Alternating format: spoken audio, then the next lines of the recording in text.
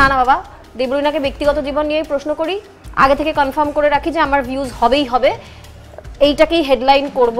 আমি এই প্রশ্নটা সরি আমি উত্তর দেব না। আমার ব্যক্তিগত জীবন নিয়ে কথা হলে সেটার প্রচুর ভিউজ হচ্ছে, জনগণ তাতে উৎসাহ দেখাচ্ছেন। আপনারা স্বাভাবিকের বাইরে গিয়ে অতি অভিনয় করুন, অতি অভিনয় করা মাত্র এটাও দেখা গেছে যে টিআরপি বাড়ছে। বেশ কয়েকজন আমাকে ফোন করে বলেওছেন যে কাজ হারাচ্ছিস, কাজ হারাবি, এরপর আরও কাজ হারাবি। ভালো চাস তো আন্দোলন থেকে সরে যাবে। ওটিটিকেও সিরিয়ালের যে কাঠামো, সেই কাঠামোয় ফেলে দিলে ওটিটি ওয়ার্ক করছে, বেশি নাম্বারস দিচ্ছে, তাহলে ওটিটিটাকেও সিরিয়ালই বানিয়ে দিই। আমরা আলাদা কোনো এক্সপেরিমেন্ট করব না। আমার কাছে তো ধর্ম শব্দটার কোনো মানে নেই এই মুহূর্তে দাঁড়িয়ে। ধর্ম, ধ্বংস দুটো একই। অর্গানাইজাররা বলছেন যে আমাদের ওপর চাপ সৃষ্টি করা হচ্ছে যে আপনাকে যেন আমরা নিয়ে না আসি, পরবর্তীকালে তাহলে নন কোঅপারেশন পাবো। এই যে প্রত্যেক সপ্তাহে টিআরপি দেখে সেই অনুযায়ী গল্প এবং তারপরে ওই তাড়াহুড়ো করে শ্যুট করা, এটার কারণে গুণগত মান পড়ে যাচ্ছে। এখন যেটা হয়েছে, থিয়েটার করলে সেই স্যাটিসফ্যাকশনটা পাওয়া যাচ্ছে যেটা হয়তো আর কোথাও পাওয়া যাচ্ছে না। ইন্ডাস্ট্রিতে জেন্ডার ইকুয়ালিটি নেই, এটাই সত্যি। নমস্কার, এডিটার জি বাংলার পডকাস্ট আড্ডা ঘরে আপনাদেরকে স্বাগত। অন্যান্য সপ্তাহের মতো এই এপিসোডেও আমরা একটা বড় আড্ডা নিয়ে চলে এসেছি। আজকে আমাদের সঙ্গে আমাদের অতিথি অভিনেতা দেবলীনা দত্ত। দেবলীনা দি, আমাদের আড্ডা ঘরে আপনাকে স্বাগত। অন্য দিনের আড্ডাটা আমরা শুরু করি যিনি যে পেশায় আছেন তার জার্নিটা কিভাবে শুরু হলো, কিন্তু আজকে আমার যেহেতু বর্তমান প্রেক্ষাপট একটু অন্যরকম, একটু অশান্ত, আমি একদম বেসিক একটা প্রশ্ন দিয়ে শুরু করব। এই কাশ্মীরের ঘটনাটা ঘটার পরে সোশ্যাল মিডিয়া থেকে পাড়ার চায়ের দোকান সব জায়গায় নানা ধরনের আলোচনা হচ্ছে। সেই আবহে আমি আপনার কাছে জানতে চাইবো, ধর্ম শব্দটার মানে আপনার কাছে কি? আমার কাছে তো ধর্ম শব্দটার কোনো মানে নেই এই মুহূর্তে দাঁড়িয়ে, আজকের দিনে দাঁড়িয়ে। ধর্মের কারণে গোটা পৃথিবীর যে অবস্থা, আমার আশপাশেরও যা অবস্থা, আমি যদি শুধু আমার পাড়াটুকুর মধ্যেও দেখি তাহলেও যা অবস্থা, তাতে যেটা দাঁড়াচ্ছে সেটা হচ্ছে ধর্ম আর ধ্বংস এই দুটো সমার্থক শব্দে পরিণত হয়েছে এখন। ধর্ম, ধ্বংস দুটো একই আমি দেখতে পাচ্ছি, অথচ কোনো ধর্মেই এমন কিছু কোথাও বলা নেই। সেটা বাইবেল হোক, সেটা গীতা হোক, কোরআন হোক, প্রত্যেকটা ধর্মের বইতে এই কথাই বলা আছে যে সব ধর্ম এক, প্রত্যেকটি দেবতা এক, এটা বলা আছে। পড়াশোনা করে বলছি আমি কথাটা। কাজে ধর্ম নিয়ে বিবাদ বিভেদ তো ছেড়ে দাও, এখন খুন হচ্ছে মানুষ ধর্মের কারণে। যদিও এই কাশ্মীরের ঘটনাটার ক্ষেত্রে কতটা ধর্ম কারণ, আসলে ধর্মই কারণ কিনা, বৃহত্তর কি কারণ আছে যেটা সম্পর্কে আমরা সাধারণ মানুষরা আপাত দৃষ্টিতে বুঝতে পারবো না, সেটা কি? এইরকম অনেক কিছু তো নিশ্চিত রয়েছে, না হলে এমনটা হঠাৎ করে এতটাই একটা ট্যুরিজম ফ্রেন্ডলি জায়গা, যাদের রুজি রুটি হচ্ছে ট্যুরিস্টরা, সেখানে এতটা আকস্মিক, এতটা অদ্ভুত ঘটনা, এতটা মর্মান্তিক ঘটনা এইভাবে ঘটতে পারে না, সেটা আলাদা কথা। কিন্তু অজুহাত তো ধর্মকে বানানো হলো, সেটাও তো বানানো যাচ্ছে। কাজে এই মুহূর্তে দাঁড়িয়ে ধর্ম আর ধ্বংস দুটো একই জায়গায় দাঁড়িয়ে আছে। ধর্মের যেটা আক্ষরিক অর্থ, সেটা আর কোনো এক্সিস্টেন্স এই পৃথিবীতে এই মুহূর্তে আমার কাছে আছে বলে মনে হয় না। নেই, আর কোনো এক্সিস্টেন্সই নেই কোনো, যেটা আক্ষরিক অর্থে ধর্ম, সেটার আর কোনো, সেটা বিদ্যমান নয় এই মুহূর্তে পৃথিবীতে। আজ থেকে 7-8 মাস আগে গোটা কলকাতা তথা বাংলা একটা ঘটনায় উত্তাল হয়েছিল, এবং সেই ঘটনার প্রতিবাদে কার্যত একটা আন্দোলন তৈরি হয়েছিল। এবং সেই আন্দোলনে বিনোদন জগতের যে কজন মুখকে আমরা নিয়মিত দেখতে পেয়েছি, তার মধ্যে অন্যতম আপনি। আমরা বিভিন্ন জায়গা থেকে পরে শুনেছি যে আন্দোলনে সামিল হওয়ার জন্য বা প্রতিবাদ করার জন্য বেশ কিছু ক্ষেত্রে আপনার বোধহয় কাজ হাতছাড়া হয়েছে, এটা সত্যি? হ্যাঁ, কাজ হাতছাড়া হয়েছে। অগস্ট থেকে জানুয়ারি অবধি এখনো হচ্ছে। যেগুলো অনুষ্ঠান, আমরা যে অনুষ্ঠানগুলোতে গিয়ে থাকি, ফাংশন, অনুষ্ঠান, অ্যাপিয়ারেন্স, ওপেনিং, এই ধরনের যে কাজ, যেটা গোটা পশ্চিমবঙ্গব্যাপী যতগুলো আমার ছিল, এটা তো সিজনের সময় ছিল। November, October, September, October, November, December, এটা সিজন আমাদের। সেটা কিন্তু সবকটাই ক্যান্সেল হয়েছে আমার। এবং এখনো বেশ কিছু কাজ, এই ধরনের কাজ আসছে।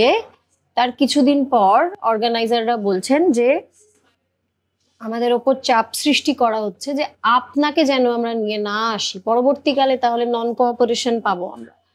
যে কারণে এখনো বহু অনুষ্ঠানে আমায় ডাকা হচ্ছে, আবার কিছুদিন পর সেটা ক্যান্সেল করে দেওয়া হচ্ছে। এই কারণে, কারণটা একেবারেই নিশ্চিতভাবেই আন্দোলন। কারণ আমার যারা কিছু কাছের বন্ধু আমার ইন্ডাস্ট্রির, তারা বেশ কয়েকজন আমাকে ফোন করে বলেওছেন যে কাজ হারাচ্ছিস, কাজ হারাবি, এরপর আরো কাজ হারাবি, ভালো চাস তো আন্দোলন থেকে সরে যা।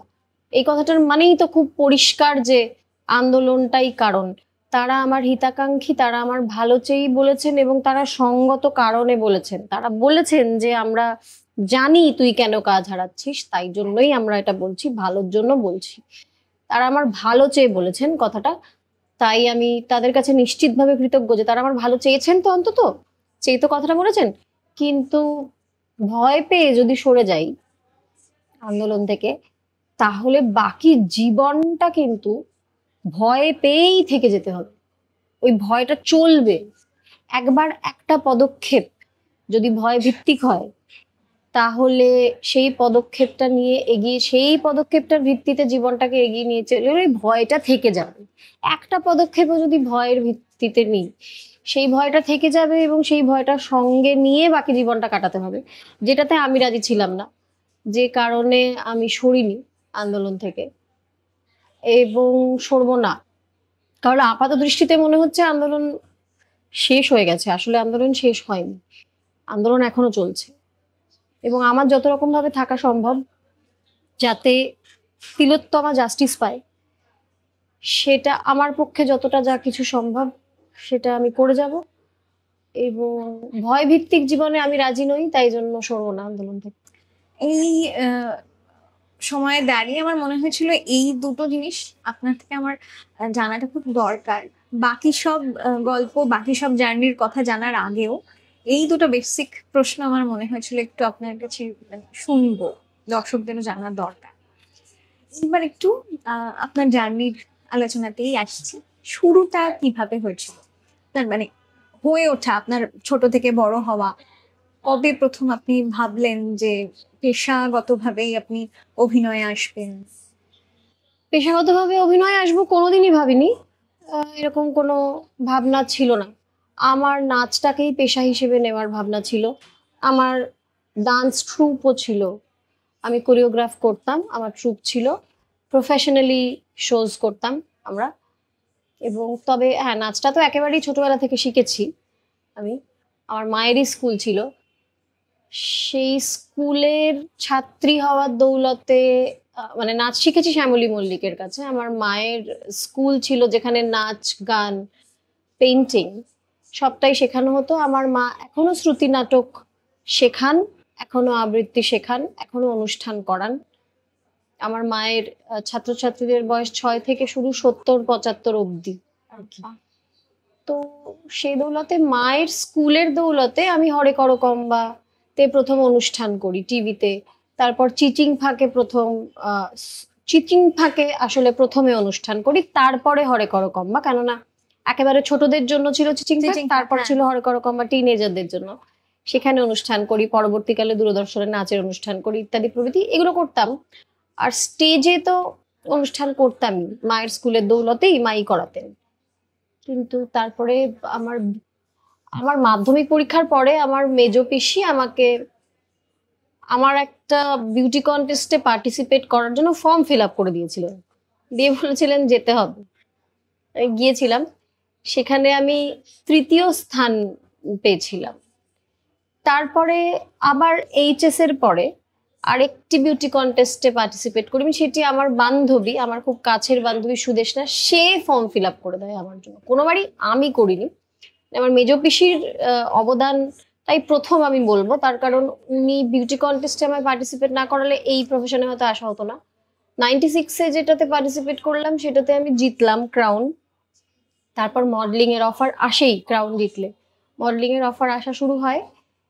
মডেলিং এর ছবি দেখে আমার প্রথম অভিনয়ের অফার আসে মানসী বলে একটি সিরিয়াল। তমাল দাশগুপ্ত আমাকে প্রথম ডাকেন অভিনয় করতে। সেই সিরিয়ালটা রিলিজ হয়নি কোনোদিন, কিন্তু ওই সিরিয়ালে অভিনয় করার দরুন আমার আরো ডাক আসতে থাকে। তারপরে একটা একটা করে ছোট ছোট ছোট ছোট কাজ দিয়ে শুরু হয়। অ্যাক্সিডেন্টাল পুরোটাই, আমার প্ল্যান ছিল না, আমার মার সাপোর্ট ছিল, কারণ মা পছন্দ করেন এই দিকটা। তারপর সীমারেখা আমার প্রথম টেলিকাস্ট। তারপর চলতে থাকে জার্নি। অভিজিৎ দাশগুপ্তর পরিচালনায় আমি প্রথম সেন্ট্রাল ক্যারেক্টার করি একটি সিরিয়ালে। তারপরে দীপা, মানে সাতকাহনের দীপা মূল মলাট চরিত্র। তারপরে রাজাদা ছিলেন ডিরেক্টর। তারপরে এক আকাশের নিচে, যেটি আমাকে আজকে দেবলীনা দত্ত তৈরি করেছে নিশ্চিতভাবেই এক আকাশের নিচে। আমি কাজ করতে করতে ঠিক করি যে আমি এটাকে পেশা হিসেবে নেব। প্রথমে ভাবিনি, আশাটাই তো ভেবে নয়, মানে আমার কাছে অফার এসে যায়। আমি যে এসেছিলাম খোঁজ করতে কাজের, এরকমটা হয়নি আমার ক্ষেত্রে। আমার কাছে অফার আসে এবং করতে করতে ভালো লাগে আমার এই প্রফেশনটাকে। তারপর আমি ঠিক করি যে হ্যাঁ, এটাকেই পেশা হিসেবে নেব। এক আকাশের পরে তো একদমই নিশ্চিত হয়ে গেছিলাম যে হ্যাঁ, এটাই পেশা হিসেবে নেব। তার আগে কি নাচটা নিয়ে এগোনোর ইচ্ছে ছিল? তার আগে আমি জানতাম ডান্স ট্রুপটা নিয়েই এগোবো। ডান্স ট্রুপটা কন্টিনিউ করতে পারিনি, কারণ সময় দিতে পারিনি আর আমি। এই যে আপনি আপনার বড় হওয়াটা যৌথ পরিবারে, আপনি বলছেন যে মা পিসি এরাই আপনাকে মোটামুটি মানে ঠেলেছেন আর কি এই পেশা বেছে নেওয়ার জন্য। কিন্তু জেনারেলি কি হয়, যৌথ পরিবারে একটা ভীষণ আনন্দের দিক যেমন থাকে, আবার কিছু তো ব্যাগেজ থাকে। মানে জেনারেলি আমরা দেখি ছক ভাঙতে যৌথ পরিবারে একটু অসুবিধে হয়। আপনার ক্ষেত্রে পুরোটাই উল্টো মনে হচ্ছে শুনে। না, অসুবিধা আমার পরিবারেও ছিল। আচ্ছা। আমার পরিবারের, আমার দাদু এই পেশাটাকে একদমই পছন্দ করতেন না। আচ্ছা। সেই সময় দাঁড়িয়ে সেই সময়কার মানুষদের নানান ধারণা ছিল এই পেশা সম্পর্কে, তাদেরকে দোষ দেওয়া যায় না এটার জন্য। তো সেই ধারণা থাকার দরুন এটাকে পেশা হিসেবে নেওয়াটা, দাদু চেয়েছিলেন আমি ডাক্তার হই, এটাকে পেশা হিসেবে নেওয়াটা পছন্দ করেননি, কাজে সেদিক থেকে বাধা এসেছিল। পিসি সাপোর্ট করেছিলেন নিশ্চিতভাবেই। বাড়িতে শুধু শুরুর দিকে শুধুই মায়ের সাপোর্ট ছিল, কারণ আমি জানাতামই না বাড়িতে শুরুর দিকে যে আমি অভিনয় করছি। শুরুর দিকে বাড়িতে ফিরিনি শুট করার পরে, আমি আর মা বাড়িতে অনেক রাত হয়ে গেছে বলে, রক্ষণশীল পরিবার, গেট বন্ধ হয়ে যায় 11টার সময়, রাত্রে 11টা পার হয়ে গেছে বলে বাড়িতে ফিরিনি। বাড়ির উল্টো দিকে মায়ের ছাত্রীর বাড়িতে থেকে গেছি, এরকমও হয়েছে, কারণ জানাইনি, হয়তো বলেছি মামার বাড়ি যাচ্ছি, তাই জন্য অত রাত্রে আর বাড়ি ফেরা যায়। এরকম ভাবেও বেশ কিছুদিন চলেছে কাজ। তারপরে যখন আমাকে চিনতে শুরু করলেন মানুষ, তখন তো আর লুকোনো সম্ভব না, তখন তো জানা হলো বাড়িতে। বাড়ির বাকি মানুষরা আমাকে সাপোর্ট করেছেন, কিন্তু দাদুর ওপরে কেউ কথা বলতেন না সেই সময় বাড়িতে। কাজী সাপোর্ট করলেও আমাকে শুরুর দিকটা লুকোতে হয়েছে, কারণ উনি পছন্দ করতেন না। তবে পরবর্তীকালে সেটা বদলে যায় আমি যখন সাকসেস পাই। সাকসেস পাওয়ার পরে কিন্তু দাদু মেনে নিয়েছিলেন এবং দাদু আমার কাজ দেখতেন, প্রশংসাও করেছেন পরবর্তীকালে আমার কাজ দেখে। তবে সেটা সাকসেস পাওয়ার পর, তখন নিশ্চয়ই দাদুর ধারণা বদলেছে এবং উনি নিশ্চয়ই তখন মনে করেছেন যে না, আমি যা ভাবতাম তা তো নয়, আমার নাতনি যেমন ছিল তেমনই তো রয়েছে, আর দাদু হয়তো এটাও চেয়েছিলেন যে আমি সাকসেসফুল হই, যে কারণে দাদু বলেছিলেন উনি চান আমি ডাক্তার হই, আমি প্র্যাকটিস করি। হয়তো সাকসেসফুল হব কি হব না সেই নিয়েও একটা দাদুর চিন্তা ছিল, হতে পারে, হতেই পারে। সেই জন্য হয়তো উনি জানেনি যে এই প্রফেশনে আমি আসি। কিন্তু যখন আমি সাকসেসফুল হলাম তখন কিন্তু আবার দাদুর সাপোর্ট পেয়েছি। এই প্রসঙ্গে আমার হঠাৎ একটা কথা মনে হলো যে আপনার দাদুর শুরুতে যে ধারণা ছিল এই পেশা নিয়ে, সেটা তো বোধহয় শুধু ওই যুগে নয়, মানে এখনো তো যারা অনেকেই বিনোদন দুনিয়ার বাইরে, সম্পর্ক নেই সরাসরি বিনোদন দুনিয়ার সঙ্গে, তাদের কাছে তো এখনো এই পেশাটা একটু অন্যরকম, মানে কোট আনকোট এই লাইন, সেটা তো খুব একটা বদলায়নি। না, বদলায়নি। হ্যাঁ, ধারণা যেটা রয়েছে আমাদের পেশা সম্পর্কে সেটা আছে একই রকম, এবং সেটা বদলাবে। Thank you. ব্ল্যাক তো সেটা বদলাবে না, তার কারণ হচ্ছে আমাদের পেশাতে একমাত্র সবটা জনগণের কাছে পৌঁছতে পারে, পুঙ্খানুপুঙ্খ সবটাই। সেটা সংবাদ মাধ্যম একটা বড় কারণ, আর এখন সোশ্যাল মিডিয়া হয়ে গেছে, ফলে আমি বাড়ি থেকে বেরিয়ে কি করছি থেকে শুরু করে বাকি জীবনটাই আমার পুরোটাই জনগণের কাছে পৌঁছে যেতে পারে। ফলে কি হচ্ছে না হচ্ছে আমার পেশায় জনগণ জানতে পারেন। তাই আমার এই পেশা নিয়ে এতটা আলোচনা, এবং মানুষের যা যা ধারণা সেই ধারণা, সে ধারণাগুলো ভুল নয়, সবটাই ভিত্তিহীন নয়। কিন্তু যে জিনিসগুলো গুলো আলোচ্য বা যেগুলোর নিয়ে, এই যে ধারণাটা নিয়ে যে আমরা কথা বলছি, সেটা সব পেশাতেই আছে। আমার পেশাতে যেমন আছে যে অসুবিধেগুলো, ঠিক একই রকম অসুবিধে ততটাই অথবা তার থেকে বেশি কর্পোরেটে আরো বেশি আমি শুনেছি আমার চেনা পরিচিতদের কাছে। একই রকম রয়েছে, বরং আমার পেশায় চয়েস আছে, অনেক চয়েস আছে। মানে কোনো একজন বস নেই আমার পেশায়, অনেকগুলো প্রোডাকশন হাউস, অনেক প্রযোজক, অনেক পরিচালক। আমার আমার কমফোর্টেবল না লাগলে আমি একজনের সাথে কাজ করব না, আর একজনের সাথে করব, বরং সেই বেছে নেবার সুযোগটা আমার পেশায় রয়েছে। অন্য অনেক প্রফেশন আছে যেখানে বেছে নেবার সুযোগই নেই, পছন্দ না হলে বা কমফোর্টেবল না হলে হয়তো কাজটা ছেড়ে বেরিয়েই চলে আসতে হবে। ফলে রয়েছে সব জায়গাতেই, কিন্তু সেগুলো তো কাভারেজ হয় না, তাই মানুষ জানতে পারে না। আমাদেরটা কাভারেজ হয়, বিনোদন, সেই জন্য মানুষ জানতে পারে, তাই আলোচনাটা এত বেশি, এইটুকুই তফাৎ। তাই আমাদের পেশা নিয়ে যে ধারণা এবং আলোচনা সেটা আজীবনই থাকবে, কেননা আমাদের কাভারেজটা তো আজীবনই হবে। জনগণের কাছে আমাদের কি ঘটছে না ঘটছে সবটা পৌঁছে যাওয়াটা তো আজীবনই থাকবে, সেই জন্য আলোচনাটাও আজীবন থাকবে। তবে এটা শুধু আমাদের পেশার এক্সক্লুসিভ কোনো ঘটনা নয়। আপনার তো ইন্ডাস্ট্রিতে মোটামুটি 2.5 থেকে 3 দশক হতে চললো বোধহয়, 3-এর কাছাকাছি। 3-এর কাছাকাছি। মানে টেলিভিশনের একাল সেকাল দুটোই আপনার দেখা। এখন আর তখন ছবিটা কতটা আলাদা? পুরো আলাদা, কোনো তো মানে কোনোই মিল নেই, একদম আলাদা। আমি যখন কাজ শুরু করেছিলাম তখন আর এখন, আমি সেই দিক থেকে বলবো যে আমার খুব সৌভাগ্য যে আমি দুটো যুগই দেখতে পেয়েছি, দুটোর কোনো মিল নেই। ওই যে বললাম, অভিনয় প্যাটার্ন থেকে শুরু করে, পোশাক আশাক থেকে শুরু করে, পরিচালনার ধরন থেকে শুরু করে, গল্পের ধরন, এপিসোড স্ট্রাকচারের ধরন, টেকনিক্যালিটিস, সবটা একেবারে আলাদা। দুটো কোনো মিল নেই। প্রতি সপ্তাহে যে টিআরপিটা আসে, সেই টিআরপি ভিত্তিক গল্প প্রতি সপ্তাহে যেটা আসছে, সেই টিআরপিটা দেখার পর গল্পটা ঠিক হচ্ছে, পরের সপ্তাহের গল্পটা কি হবে। ফলে 1 মাসের গল্প রেডি করে রেখে সেটাকে শুট করে রাখার কোনো উপায় নেই। হাতে 2 দিন সময় থাকছে খুব বেশি হলে, মানে আজ যদি আমি একটা সিন শুট করি, সেটা কাল বাদ পরশু টেলিকাস্ট হয়ে যায়, খুব বেশি হলে পরশুর পরের দিন। তার থেকে বেশি ব্যাংকিং থাকে না আজকের দিনে। এবারে আজকে শুট হয়ে সেটা এডিট হবে, এডিট হয়ে চ্যানেলের কাছে যাবে, চ্যানেলের প্রিভিউ হবে, অ্যাপ্রুভাল হবে, হয়ে একেবারে দর্শকের কাছে পৌঁছে যাবে। ফলে কোনো সময় নেই বললেই চলে। এই যে সময় না পাওয়া, এইটাই হচ্ছে মূল কারণ, গুণগত মান পড়ে যাওয়া।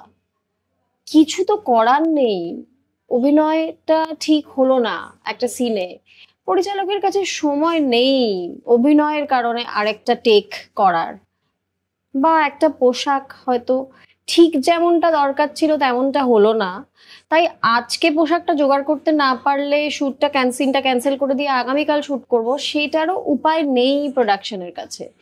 কাজই কম্প্রোমাইজ করতেই হবে যদি হাতে সময় না থাকে। শুধু জমা দেওয়ার প্রেশার, কতক্ষণে এপিসোডটা রেডি করে জমা দিয়ে দিতে হবে, এই প্রেশার।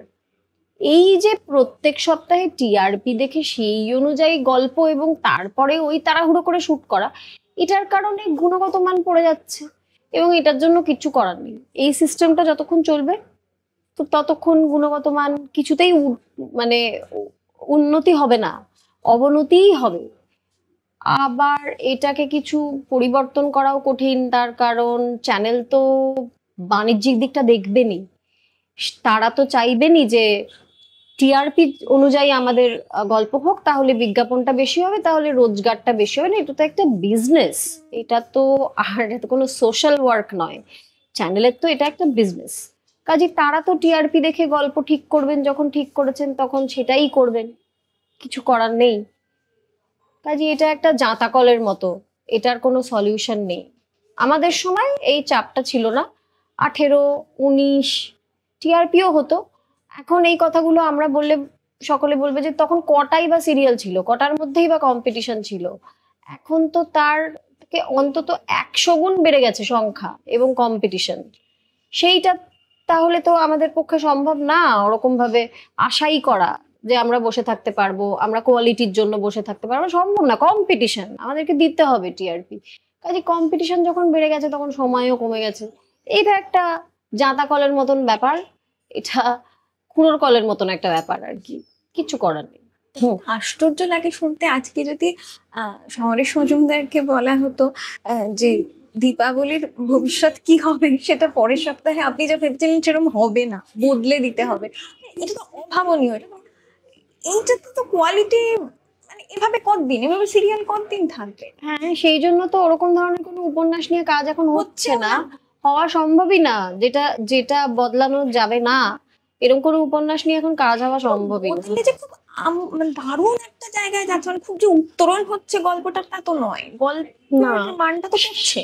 সেটা পড়লেও গল্পের মান পড়লে যদি টিআরপি বেশি হয়, বাড়ে, বা এক ধরনের অভিনয় করলে যদি দেখা যায় যে সিরিয়ালের টিআরপি বেড়ে যাচ্ছে, তখন তো পরিচালক, প্রযোজক, চ্যানেল সবাই এ কথা বলবেনই যে আপনারা একটু অভিনয়টা এরম ভাবে করুন। কারণ কম্পিটিশনে এরকমও হয়েছে যে একটা সিরিয়াল চলছে, সেই সিরিয়ালের কম্পিটিশনে যে সিরিয়ালটি রয়েছে একই সময় অন্য চ্যানেলে, তার টিআরপি হয়তো 1 বেশি, বা এখন না তার থেকেও কম বেশি। দেখা যাচ্ছে সেখানে একটা খুবই লাউড এবং স্বাভাবিকের বাইরে অভিনয় চলছে, সেটা মনে হয়েছে প্রোডাকশনের যে ওই অভিনয়টাই কারণ টিআরপিটা বেশি। তখন এই সিরিয়ালটাকে বলা হয়েছে, এই সিরিয়ালের শিল্পীদের বলা হয়েছে যে আপনারা স্বাভাবিকের বাইরে গিয়ে অতি অভিনয় করুন। অতি অভিনয় করা মাত্র এটাও দেখা গেছে যে টিআরপি বাড়ছে। তাহলে আমরা কি বলবো, যারা বলছেন অতি অভিনয় করুন, তারা কি নিজেদের ব্যবসাটা দেখবেন না? তারা তো টিআরপি চাইবেনই যে আমার সিরিয়ালের টিআরপি বেশি হোক। বাড়ছেই বা কেন টিআরপি, সেটাও আমরা বুঝতে পারছি না। ওই জন্য আমি বললাম জাঁতা কল বা কুড়োর কল, যেটাকে আমরা ছুঁতে চাইছি, আমরা সেটার পেছনে ছুটছি, কিন্তু আমরা ছুঁতে পারবো না ওটা কোনোদিন। তো এরকম হচ্ছে, গুণগত মান গল্পের পড়ছে, দেখা যাচ্ছে তাতে টিআরপি পাচ্ছে। বাবা, কি ভয়াবহ! মানে আমারই শুনে এত অসহায় লাগছে ব্যাপারটা, এই যে ফর্মুলায় ফেলে দেওয়া। খানিকটা তো শুধু তো ধারাবাহিকে নয়, মানে অন্যান্য কন্টেন্টের ক্ষেত্রেও, সিনেমা, ওটিটি সবেতেই তো এই একটা ফর্মুলায় ফেলে দেওয়ার একটা প্রবণতা এসছে। হ্যাঁ, ওটিটিতে তো এসছে, হয়ে গেছেই এখন, শুরুতে ছিল না, কিন্তু ওটিটিও এখন আবার ফর্মুলায় পড়ে গেছে। ওটিটিকেও সিরিয়ালের যে কাঠামো, সেই কাঠামোয় ফেলে দিলে ওটিটি ওয়ার্ক করছে, বেশি নাম্বারস দিচ্ছে, তাহলে ওটিটিটাকেও সিরিয়ালই বানিয়ে দিই।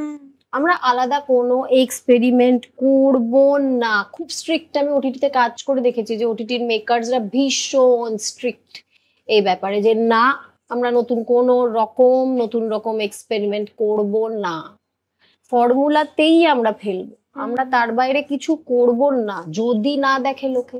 এই ভয়, কাজে এটা তো ভয়ই হলো, বকলমে তো ভয়ই হলো। যদি লোকে অ্যাকসেপ্ট না করে আমি দেবই না, চান্সই নেব না আমি। তো এটা তো বকলমে ভয়ই হলো আর কি। এই ভয় না কাটাতে পারলে আমরা ওয়ার্ল্ড প্ল্যাটফর্মের সঙ্গে, এখনো অব্দি তো বাংলা ইন্ডাস্ট্রি তো ওয়ার্ল্ড প্ল্যাটফর্মের সঙ্গে দাঁড়াতে পারেনি, একই প্ল্যাটফর্মে এখনো পারেনি, খুব দুঃখের। যদিও দাঁড়ানোর যথেষ্ট ক্ষমতা রয়েছে বাংলা ইন্ডাস্ট্রি, ট্যালেন্ট রয়েছে বাংলা ইন্ডাস্ট্রিতে, সব ফিল্ডে ট্যালেন্ট রয়েছে, কিন্তু দাঁড়াচ্ছে না কারণ সাহস নেই। আপনি কফিটা একদম ঠান্ডা না, আমি একটু ঠান্ডা করে খাই। ও আচ্ছা, ঠিক আছে। শিল্পী তো একটা কোনো পেশায় আসে একটা প্যাশন থেকে। তো এই যে এই জায়গাটার কথা বলছেন, একটা জাঁতা কলে পড়ে যাওয়া, অসহায় লাগে না? মানে শুধু হয়তো আপনি আজকে একটা ভালো কাজ পেয়ে গেলেন, একটা ভালো স্ক্রিপ্ট পেয়ে গেলেন, আমি একটা দুটো কাজ দিয়ে বলছি না, আমি ওভারঅল মানে ছবিটার কথা বলছি। মানে অসহায় লাগে যে এটা কি একটা সিস্টেম।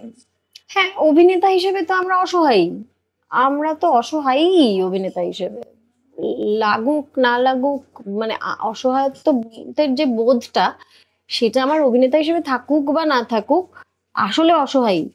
কারণ মেকাররা যা বানাবেন আমাদের তো সেটাই করতে হবে, আমাদের এটা রুজি রুটি, ফলে আমাদেরকে অভিনয়টা করে যেতে হবে, রুজি রুটির জন্য ভালোবাসি বলেই করি।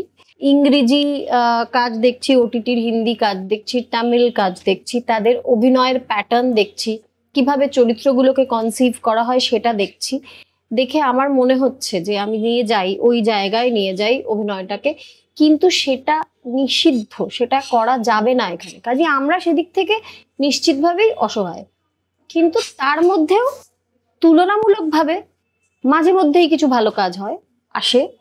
যেরকম খুব রিসেন্টলি আমি একটা করলাম, আসতে খুব শিগগিরই দেখা যাবে, যেরকম শাখা প্রশাখা হইচইতে আসছে, একটি 26 এপিসোডের সিরিজ শুরু হচ্ছে নতুন হইচইতে, লম্বা সিরিজ। সেখানে যেরকম আমার নিজের চরিত্রটা, কাজটা যেভাবে হয়েছে, সবটাই আমার মনে হয়েছে একটু আলাদা।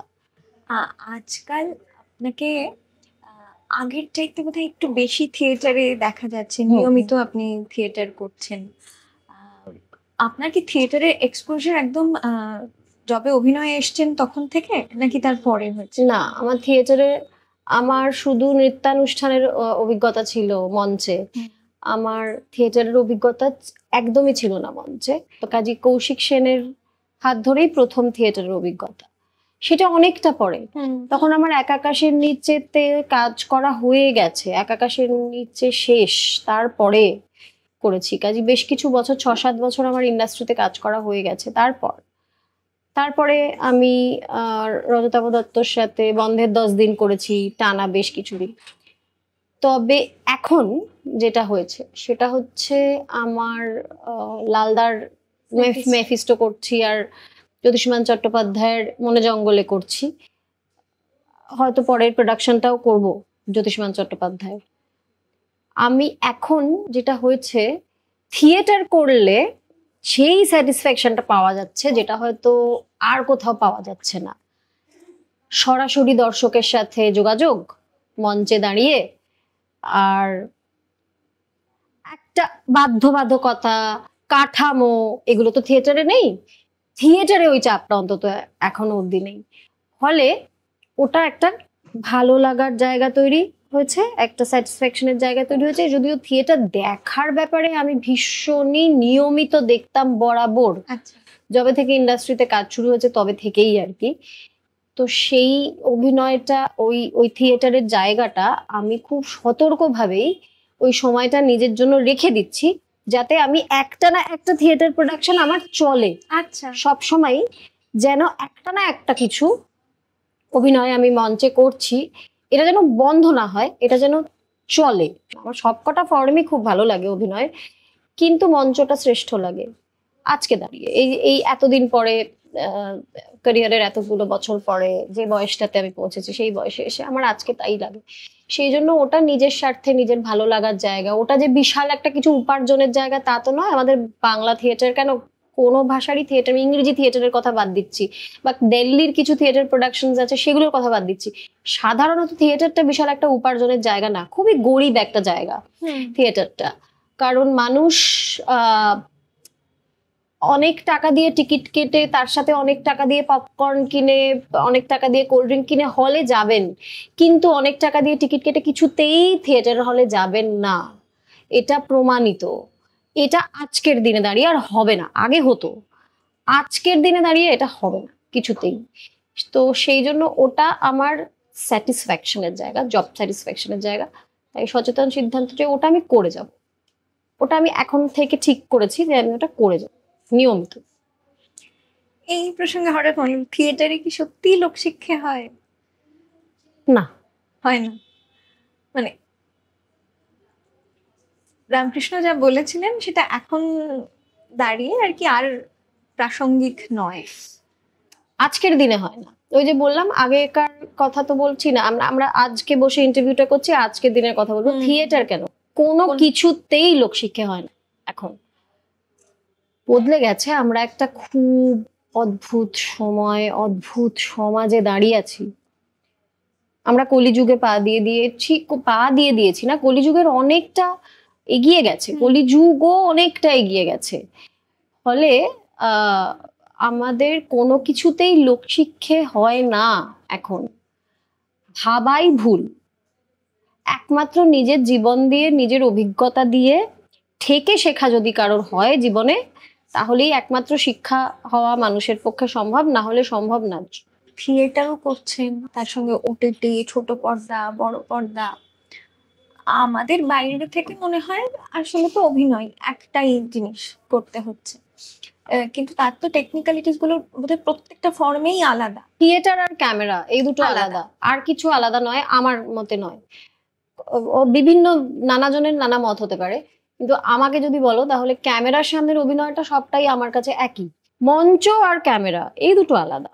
মঞ্চে তো আলাদা একটা কণ্ঠ ব্যবহার করতে হয়, আলাদা কণ্ঠ মানে অস্বাভাবিক কিছু না, স্বাভাবিক, কিন্তু সেই স্বাভাবিক কণ্ঠের মধ্যেও একটা বেসিক জিনিস শেখার থাকে, সেটা হচ্ছে থ্রো, যেটা আমার একেবারে লাস্ট রোয়ের দর্শকও আমার গলা শুনতে পাবেন। আমি যতই আস্তে কথা বলি না কেন, তার মানে চিৎকার নয়। শেখার ব্যাপার এটাই যে জোরে কণ্ঠস্বর, খুব জোরদার, এটা জরুরি নয়। আমি ফিসফিস করে কথা বলতে পারি, কিন্তু ফিসফিস করে কথা বললেও একদম মঞ্চের হলের শেষ রোয়ে যিনি দর্শক যিনি বসে আছেন তিনি শুনতে পাবেন। এরকম কিছু টেকনিক্যালিটিস থাকে যেটা মঞ্চের জন্য আলাদা।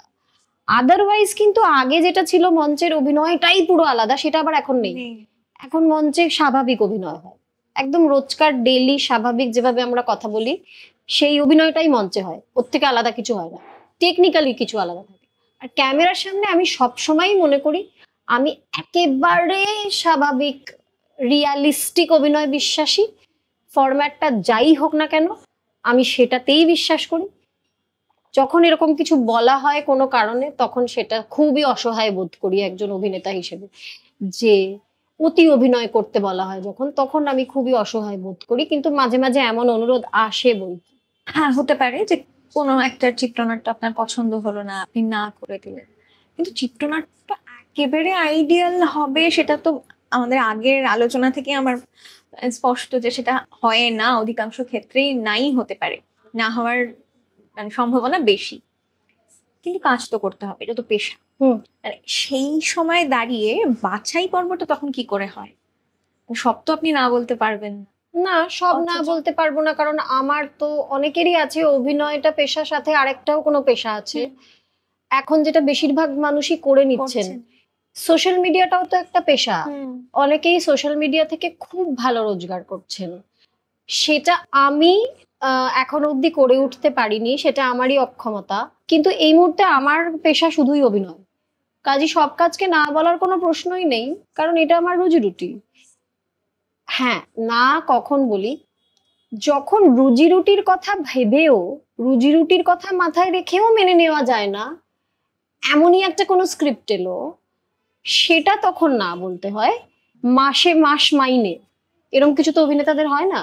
যে মাসে আমরা কাজ করি সেই মাসে রোজগার, যে মাসে কাজ করলাম না সেই মাসে রোজগার নেই। এরকমই আমাদের প্রফেশনটা, অনিশ্চিত, খুব অনিশ্চিত। ফলে সবেতেই যদি হ্যাঁ বলা যেত তাহলে হয়তো আর্থিক দিক থেকে খুব ভালো হতো, কিন্তু সেটা আমি পারি না।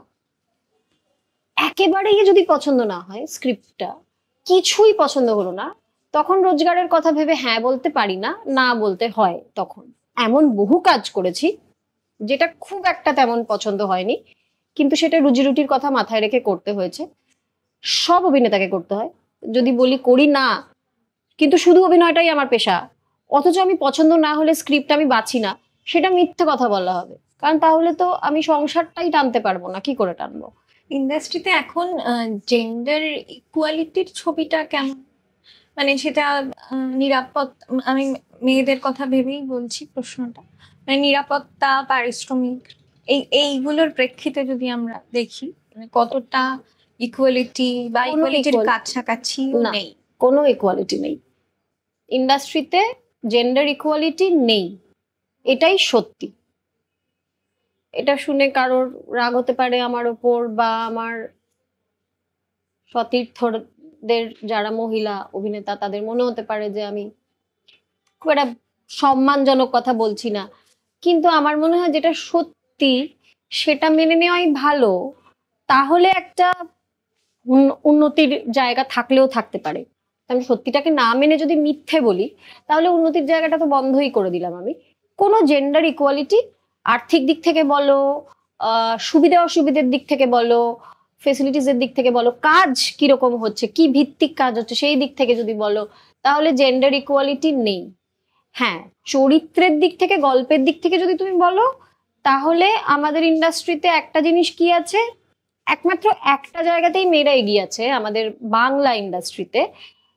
যদি আমি ওটিটি আর টেলিভিশনের কথা বলি, সিনেমার কথা বলছি না কিন্তু, একদম ওটিটি আর টেলিভিশনে চরিত্রের দিক থেকে মহিলা অভিনেতারা এগিয়ে রয়েছেন। কারণ 99% সময় মহিলা কেন্দ্রিক গল্প হয়, যেখানে বেশিরভাগই পুরুষদের কিছুই করার থাকে না, বেশিরভাগ। কারণ সেটাই টিআরপি দিচ্ছে, তাই বলছে আমাদের রেকর্ড। কাজী ওই একটা দিক থেকে যদি ওটিটির কথা বলি আর টেলিভিশনের কথা বলি, তাহলে মহিলা কেন্দ্রিক গল্প হয়।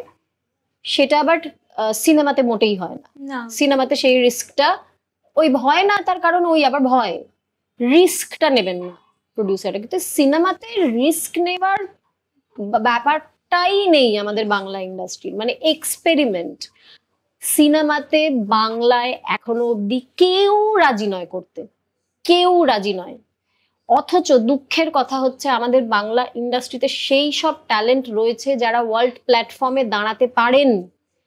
আমরা দেখেওছি ওয়ার্ল্ড প্ল্যাটফর্মে দাঁড়িয়ে সারা পৃথিবীতে বিখ্যাত হয়েছে যেসব ছবি বাংলা, সেই সব ছবির যারা পরিচালক তারা সবাই বাংলা ছেড়ে চলে যাচ্ছেন, তারা কেউ বাংলাতে আর কাজ করছেন না। বা তাদের পরের ছবি কোথায়, আমি যদি বলি আদিত্য বিক্রম কোথায় আমার বাংলা ইন্ডাস্ট্রিতে, কোথায় যে যার ছবি ওয়ার্ল্ড প্ল্যাটফর্মে, আজকে দোস্তজি জাপানে হাউসফুল দিয়ে চলে এলো, আমি বলছি প্রসূনের পরের ছবি কি, কোথায়, কোন হাউসের সাথে প্রসূন, কোন বড় বাংলা আমাদের হাউসের সাথে কাজ করছে, আমি জানতে চাই।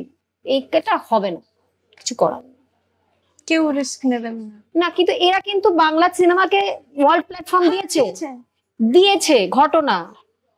আমি ওয়ার্ল্ড প্ল্যাটফর্ম দেওয়াটাকেই তো আজকাল বিজনেসের মধ্যে আনা হচ্ছে না। না, আমি সেটাই বলছি যে আমি যে কিছুদিন আগে একটা অ্যাসাইনমেন্ট করে এলাম জি সাউথ আফ্রিকার, ওখানে দোস্তজি ছিল ফেস্টিভ্যালে, ওখানে সবাই ওই ছবিটার ব্যাপারে জানে, আমি দেখলাম। কিন্তু কোথায় প্রসূনের পরের ছবি? বড় বড় যে কটা হাউস আছে সবাইকে তো ঝাঁপিয়ে পড়ার কথা ওর ওপর, কোথায়? আমরা দেখি, করিয়ে দেখি কি হয়, বিজনেসটা হয় কিনা আমরা দেখি, কিন্তু না।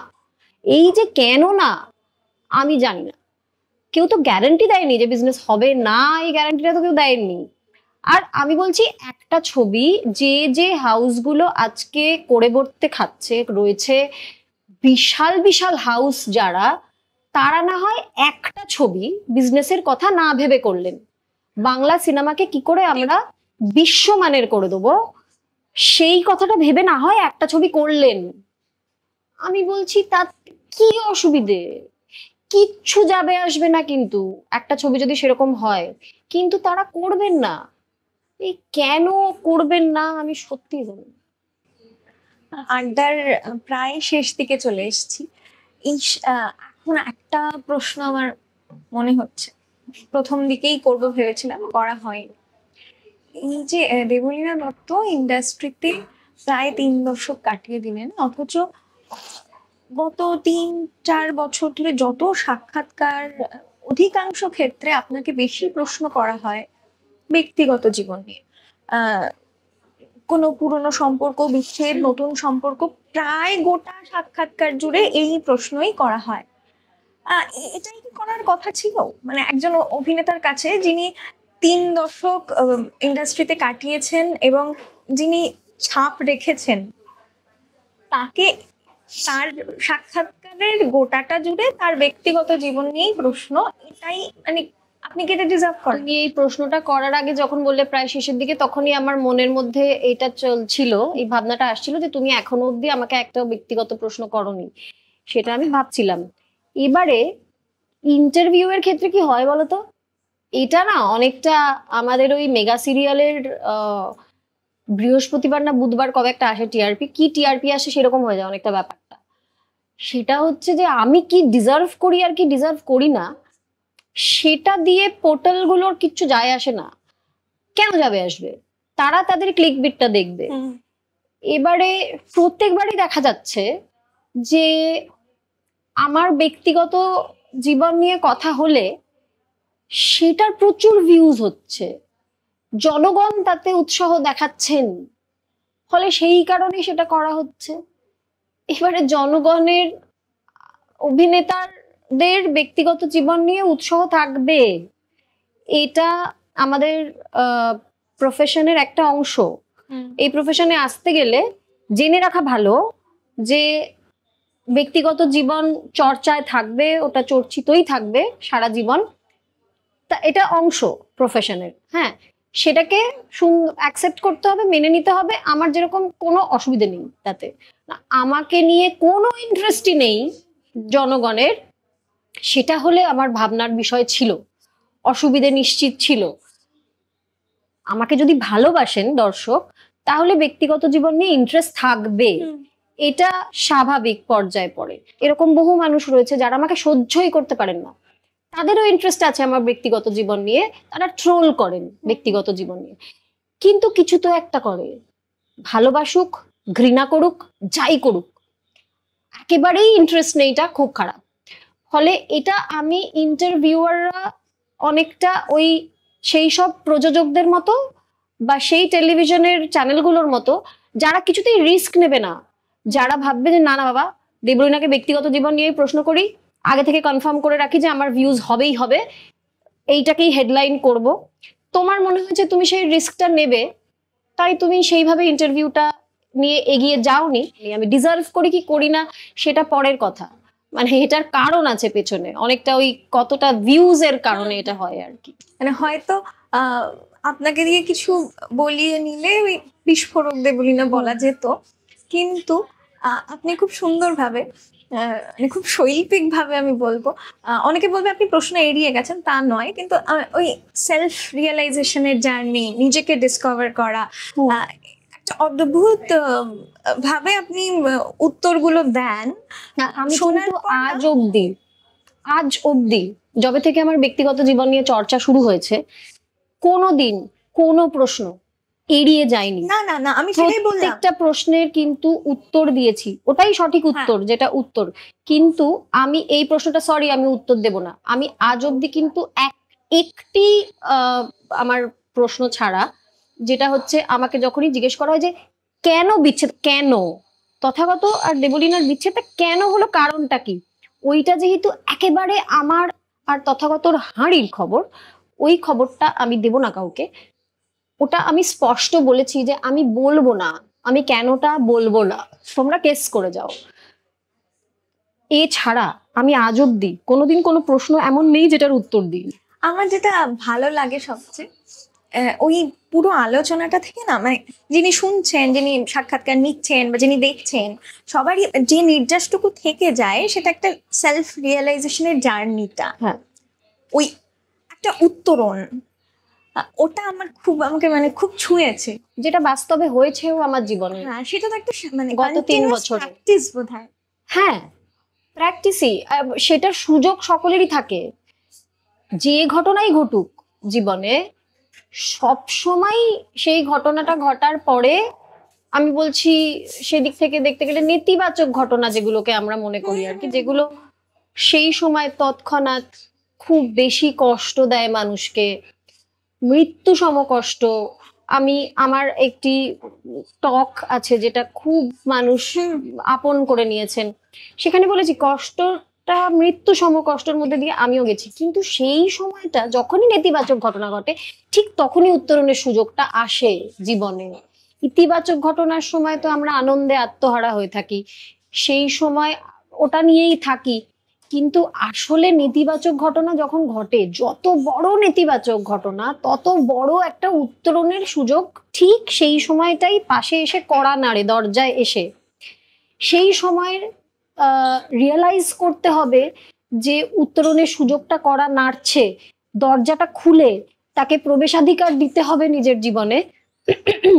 আমরা বুঝতে পারি না। ঘটনাটা যেটা হয় সেটা হচ্ছে যখন আমরা কষ্টে থাকি, ওই কষ্টটা সামলাতে গিয়ে উত্তরণের সুযোগটা যে কড়া নাড়ছে আমরা বুঝতে পারি না, আমরা ওই কড়া নাড়াটা শুনতে পাই না।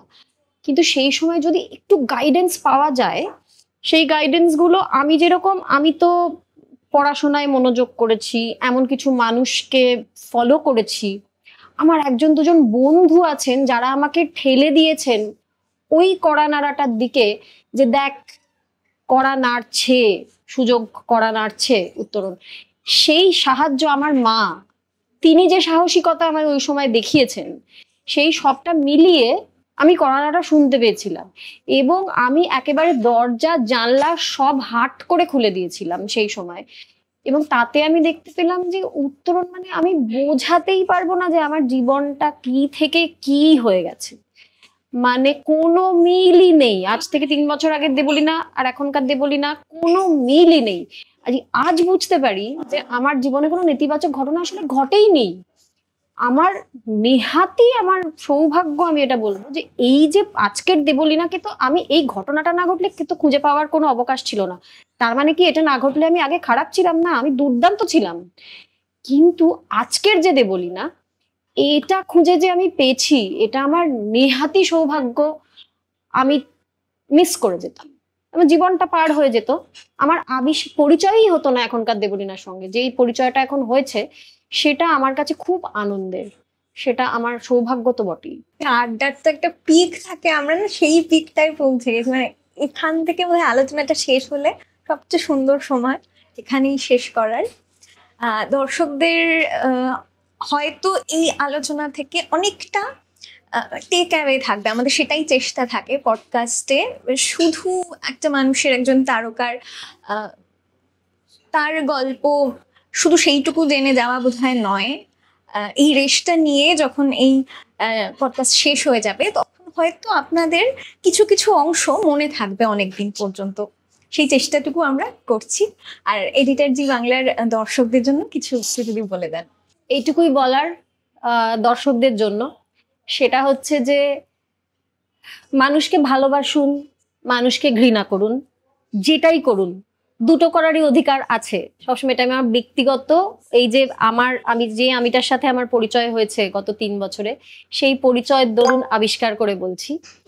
শুধু একটাই আমার উপদেশ, সেটা হচ্ছে যে ঘৃণাটা বাদ দিতে বলবো জীবন থেকে। কারণ ঘৃণা করলে যাকে আপনি ঘৃণা করছেন তার কিচ্ছু যাচ্ছে আসছে না, তার জীবনটা সুন্দর চলছে যেমন চলছে, আপনি আপনার ক্ষতি করে যাচ্ছেন। ওই জন্য ঘৃণাটা বাদ দিয়ে দিন জীবন থেকে, ভালোবাসাটা রাখুন, তাহলে জীবনটা দারুণ, ভীষণ সুন্দর, সহজ। দেখা হবে অন্য আরেকটা এপিসোডে, অন্য কারোর সঙ্গে, অন্য আড্ডা নিয়ে। নমস্কার। ফলো করুন এডিটর জি বাংলা।